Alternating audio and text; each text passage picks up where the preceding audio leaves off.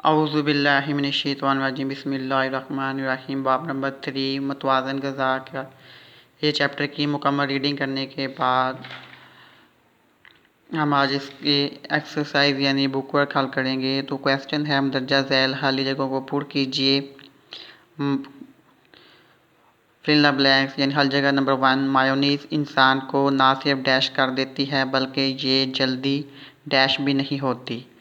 تو آنسر ہے مایونیز انسان کو نہ صرف موٹا کر دیتی ہے بلکہ یہ جلدی ہضم بھی نہیں ہوتی۔ پوائنٹ نمبر 2، ڈیش کھانے سے دانتوں میں کیڑا بھی لگ جاتا ہے۔ چاکلیٹ کھانے سے دانتوں میں کیڑا بھی لگ جاتا ہے۔ متوازن غذا وہ ہوتی ہے جس میں ڈیش کو برقرار رکھنے والے تمام ڈیش کا ہونا ضروری ہے۔ تو فرسٹ ڈیش میں کیا آئے گا؟ صحت کو برقرار رکھنے۔ متوازن غذا وہ ہوتی ہے جس میں صحت کو برقرار رکھنے اور تمام اجزاء کا ہونا ضروری ہے۔ پھلوں کا تازہ رس ڈیش کا ذریعہ ہے اور یہ چینی ملی سافٹ ڈرنک سے ڈیش بہتر ہے۔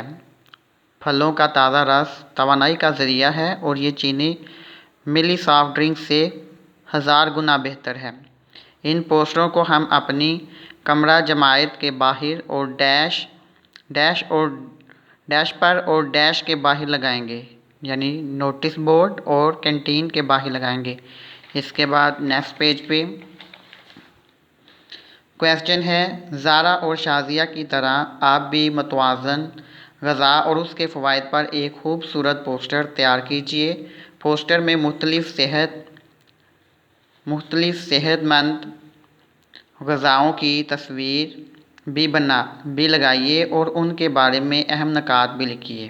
جس طرح آپ دیکھ رہے ہیں کہ آپ کے سبق میں یہ چیزیں جو ہیں یہ ایک ٹیبل بنا ہوا ہے، ٹھیک ہے، ایک پکچر بنی ہوئی ہے جس کے اندر یہ چیزوں کی تصویریں جو ہیں وہ دی گئی ہیں۔ اسی طرح آپ نے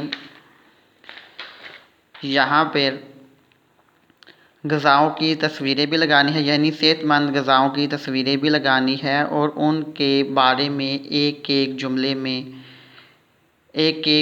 میں ان کے بارے میں معلومات بھی لکھنی ہے، یعنی ان کے بارے میں اہم نکات لکھیے۔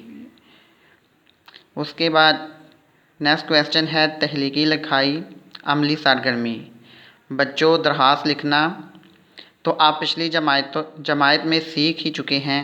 آپ اپنے اسکول کے ہیڈ ماسٹر صاحب یا ہیڈ مسٹریس صاحبہ کے نام ایک درخواست لکھیے جس میں ان سے اسکول کی کینٹین میں رکھی جانے والی چیزوں کا معیار بہتر بنانے کی التجا کیجیے۔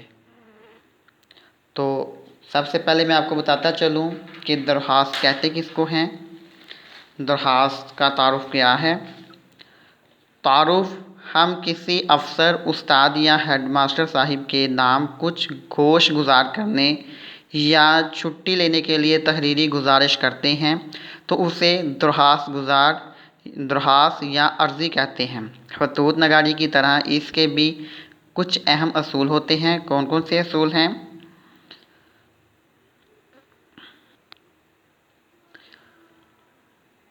پہلا اصول ہے سرنامہ۔